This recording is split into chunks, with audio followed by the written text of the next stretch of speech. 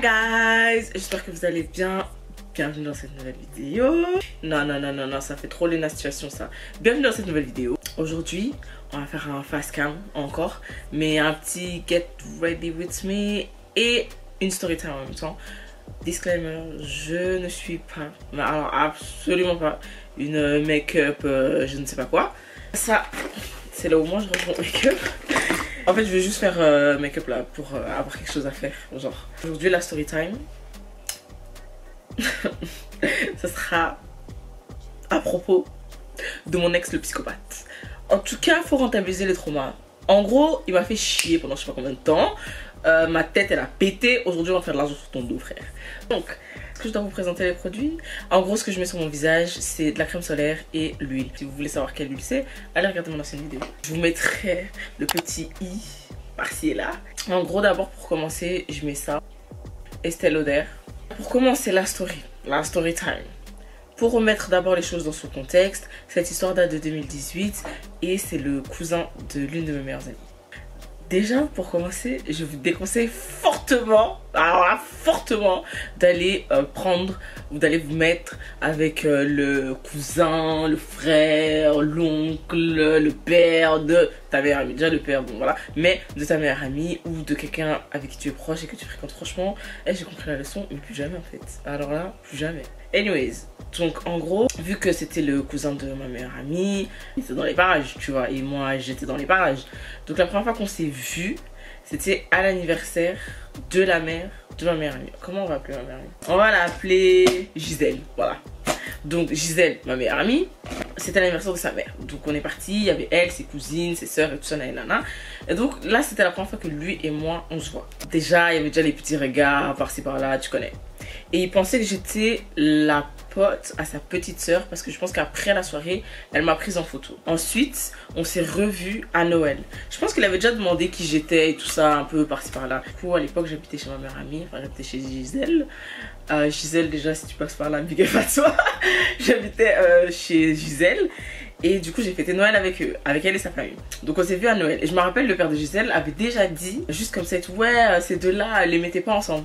Parce qu'on était assez proches, on parlait beaucoup, on rigolait beaucoup, haha, hihihi, bref. Quand la soirée de Noël, oh mon Dieu, là, je filme, je vois rien du tout. Hein. La soirée de Noël, c'est fini. Quand ça s'est fini, je lui ai envoyé un message sur Facebook pour lui demander s'il était bien rentré. C'est ce jour-là que j'ai signé mon arrêt de mort. Déjà, qui m'a envoyé? Mais enfin bref, la jeunesse, j'avais déjà plus de la vingtaine, mais la jeunesse. De là, on a commencé à se parler souvent, on a commencé à se parler quasiment tous les jours en fait, quasiment tout le temps. Faut savoir aussi que à cette époque, il était super cool, super gentil, super sympa, enfin voilà, perfect devil. Tu connais non? Les gens là, ils te montrent une facette d'eux alors qu'en fait c'est des fous. Il m'a montré son meilleur profil quoi. Faut savoir qu'à ce moment-là, j'avais rencontré, je pense, aussi un autre garçon à qui je parlais et voilà, ça se passait assez bien. Mais je pense que j'avais une petite préférence pour lui, va savoir pourquoi. Donc je dis à ma cousine à ce moment-là, ouais écoute, à Gisèle, pardon, je lui dis, ouais écoute, là je parle à ton cousin, je pense que ça va quand même se faire et qu'à un moment donné on va se mettre ensemble. Qu'est-ce que t'en penses? Je pense réellement, Gisèle, encore une fois si tu passes par là, je pense réellement qu'elle voulait pas, mais elle s'est dit voilà moi je suis une adulte, elle a pas à se mettre dans mes relations ou à m'interdire en fait de faire ce que j'ai envie de faire.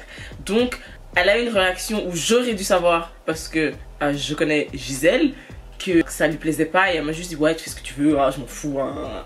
Donc au final lui et moi, quelques mois après je pense, on s'est mis ensemble. Encore jusque là encore je vous promets, tout allait bien, c'était assez bon délire, mais Gisèle, ça me fait trop rire quand je l'appelle comme ça, Gisèle, elle m'a déjà prévenu que écoute, lui ce garçon là il est un peu crevard sur les bords, c'est mon cousin et tout mais je te préviens parce que il avait son ex en fait, avec qui il est resté 6 ans je pense, c'était aussi une amie à Gisèle. Je pense qu'elle avait un peu expliqué ce qui se passait dans leur relation et tout ça et elle m'avait déjà un peu prévenu. Moi, tête dure, vous connaissez, je veux pas écouter. Je me suis dit ok je vais me lancer dans la relation, on verra. Quelques mois après, qu'on se soit mis ensemble, je pense un mois après, j'ai déménagé de chez Gisèle et j'ai trouvé mon propre appartement. Écoutez bien cette information, pour surtout les gens qui habitent en Belgique. J'ai déménagé à Oderghem. Oderghem, Herman de Brou. C'est super loin, mais vraiment j'habitais fin fond de BX. Hein. Lui, comment on va l'appeler? Kankrela. Kankrela Wana, il habitait où? Berkem, Berkem Satagat. Donc moi, j'habitais Oderghem, lui il habitait Berkem Satagat. Je vous promets, hein, En transport en commun, tu fais facile 45 minutes, 1 heure. Je vous promets, parce que c'est tellement loin. Retenez très très bien cette information. La relation se passe plutôt bien, mais on se dispute quand même beaucoup. Même dans les débuts, on se disputait quand même beaucoup pour tout et n'importe quoi. La première dispute, quand j'ai déménagé, j'ai pris le déodorant de Gisèle, qui était un Axe. Mais Axe, vous savez, c'était un déodorant d'homme. En fait, à chaque fois qu'il venait chez moi, il allait dans la salle de bain. Et moi, je me demandais pourquoi. Enfin, pas que je me demandais pourquoi, mais je me disais, ouais, il va sûrement se laver les mains, ou il va sûrement aux toilettes, ou j'en sais rien. Et un jour, quand il est sorti, il a dit, ouais, et tout. Mais quand je dis vraiment comme ça, ouais, et tout, je sais que tu me trompes.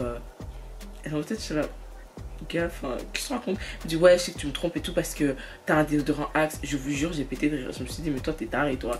J'ai dit, bah non, c'est le déodorant de Gisèle en fait. C'est à ce moment-là que j'aurais dû comprendre, mais bon, anyways, c'est un garçon qui prêche le faux pour avoir le vrai. Vraiment, il va mentir. Mais quand je vous dis, il peut te mentir jusqu'à fatiguer, jusqu'à ce qu'il va te tirer les verres du nez et que tu vas dire la vérité, ou que, enfin, ou si tu t'as pas menti, bah tu vas rester sur ta position et lui dans sa tête il va dire ah ok c'est bon, il ment pas ou elle dit la vérité. Anyways, le gars il passait sa vie chez moi. Genre, il était logé, nourri, blanchi. Je mets un 4e point. Mais le gars, il s'est jamais dit dans sa tête, je vais un peu l'aider ou j'en sais rien. Enfin, tu vois ce que je veux dire. Genre, on a un coup. Enfin, je sais pas, tu vois. Jamais. Il faut savoir que moi, je suis quelqu'un, par exemple, je fais attention aux personnes que j'aime bien, tu vois. Je me disais que, enfin, quand je faisais mes courses, il y a toujours des trucs que lui, il aimait. Moi, par exemple, pour la boisson, je ne bois que de l'eau. J'aime pas les boissons gazeuses. Et lui, je pense que sa boisson préférée, c'était le Fanta. Et je prenais toujours du Fanta ou des trucs. Enfin, je faisais toujours des petites attentions. Mais lui, dans sa tête, là, de cancrela, il s'est jamais dit, oh non, je vais un peu l'aider, je vais un peu faire quelque chose. Zéro, niet, nada. Mais bon, c'est pas grave. De là, je pense, j'ai commencé à voir un peu plus le personnage. C'est un garçon qui pense qu'il est le centre du monde. C'est un garçon qui pense qu'il est super intelligent, qui pense que lui, il peut tout faire dans sa vie, qui pense que c'est le meilleur du monde. Vraiment, c'est le numéro 1. Dans sa tête, lui, c'est je sais pas qui il est et voilà, il pense trop que voilà. Et du coup, moi, je suis une fille, j'ai quand même, j'aime pas dire les phrases de ouais, moi j'ai un fort caractère, t'as vu. Non, mais je suis quand même une fille, je me laisse pas faire, tu vois. Et à chaque fois qu'il disait ça, ou qu'il rabaissait les gens pour se mettre en valeur et tout, je me disais, mais tu peux pas faire des trucs comme ça. Enfin, je lui rappelais un peu sa situation. Ta situation, non, elle est un peu bancale, frère. Commence pas un peu à faire le type en mode, oh oui, moi je suis le meilleur, moi je suis plus intelligent, moi je suis plus beau, moi je suis plus fort, moi je suis. Moi je suis. Anyways. De là, j'ai commencé un peu à voir le personnage. Ensuite, je pense que la deuxième grosse dispute qu'on a eue, c'était par rapport à Gisèle.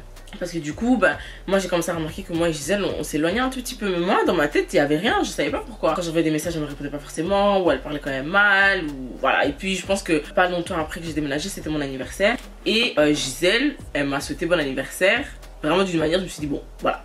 C'est pas grave, mais c'est ma meilleure amie, hein, croyez pas, hein, je parle pas mal d'elle, hein, croyez pas. Hein. Donc du coup, on a commencé un peu à se biffer et tout ça, c'était un peu bizarre. Lui, en fait, c'est après, quand la relation était finie, que j'ai compris, il jouait sur les deux tableaux. Et il envenimait la relation que j'avais avec elle. Donc de mon côté, il allait me dire, ouais, Gisèle, elle est comme ça, elle s'en fout de toi, nanana. Et de son côté à elle, à Gisèle, il allait lui dire, ouais, Jo, elle s'en fout de toi, Jo, elle est comme ça. Donc du coup, elle et moi, ça crée des animosités. En plus, des gros égos comme nous, là, elle savait pas parler à l'autre savait pas lui parler, ça reste sur ce...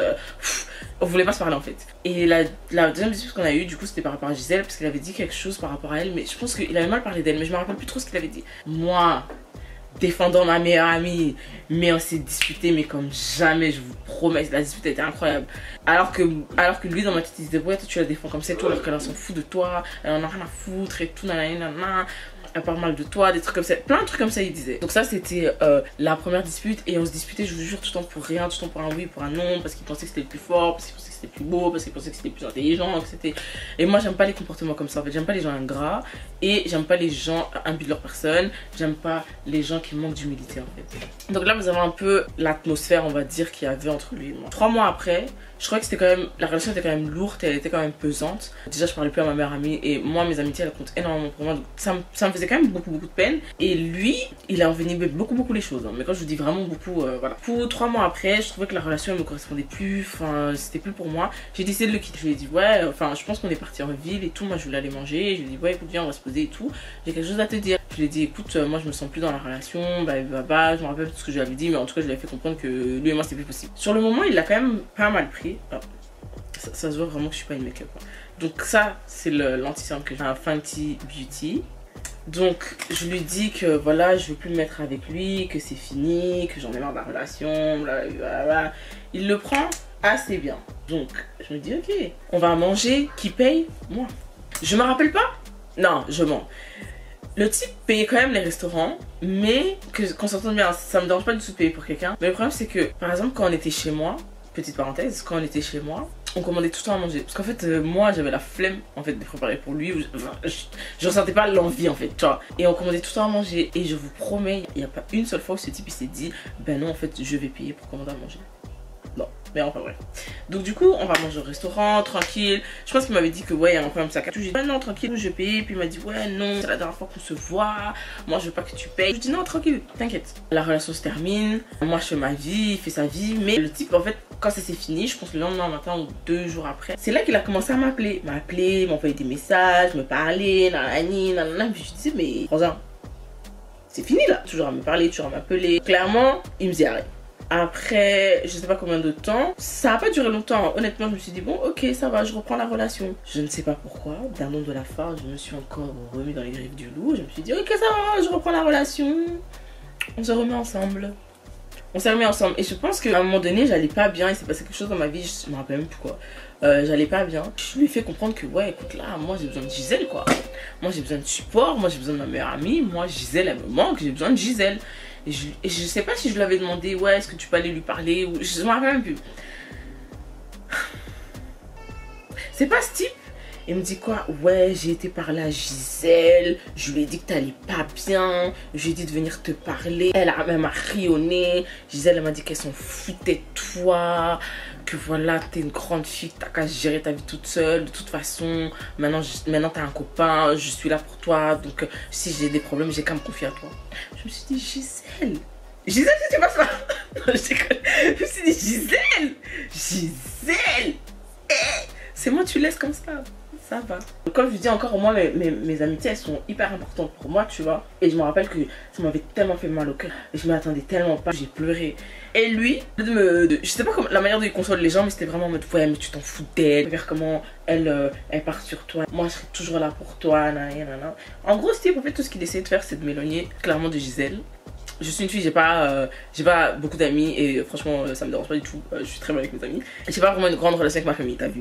Donc du coup, mes amis sont vraiment genre, voilà. Lui, je pense qu'il avait très bien compris ça. Et il y avait une fille avec qui j'étais amie à cette époque-là, mais on se voyait jamais, c'était vraiment une amitié clairement virtuelle. C'est une fille que je connais, on a travaillé ensemble. Notre amitié elle était plus virtuelle qu'autre chose. Du coup, elle je la voyais pas beaucoup et il me disait tout le temps, oui mais va la voir, alors qu'il savait très bien qu'on se voyait pas beaucoup. Anyway, après la rupture, on s'est remis ensemble. On est resté encore 3 mois ensemble. Et là, pareil, c'était trop lourd pour moi en fait. Toujours se disputer, toujours s'embrouiller pour un oui, pour un non. Le gars, il pensait que sans lui, il pensait réellement que sans lui, je pouvais pas vivre ma vie. Il pensait réellement que sans lui, j'allais arriver à rien faire ou que j'avais vraiment besoin de lui dans ma vie.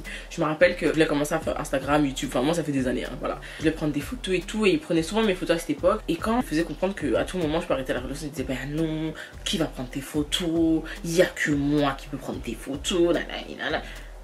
Oh, frangin, comme toi. Donc, bref. Pareil, 3 mois après, je me dis, écoute, c'est bon, j'arrête la relation. Ah oui, on a eu une dispute, une grosse dispute pendant les 3 mois là aussi. Parce que je revenais d'un événement avec le travail, c'était à Anvers. Il était venu me chercher, il m'a dit, ouais, dis à tes collègues de te déposer à Arlois. Moi, je viens te chercher. Donc, on m'a déposé à Arlois. Il est venu me chercher. Je vois, on avance tranquille, on conduit, on avance vers chez moi, mais on dépasse un peu ma rue. Je lui dis, on va où? Il me dit, ouais, non, t'inquiète, on va chez un ami, je dois lui déposer un truc. Et puis, il se gare.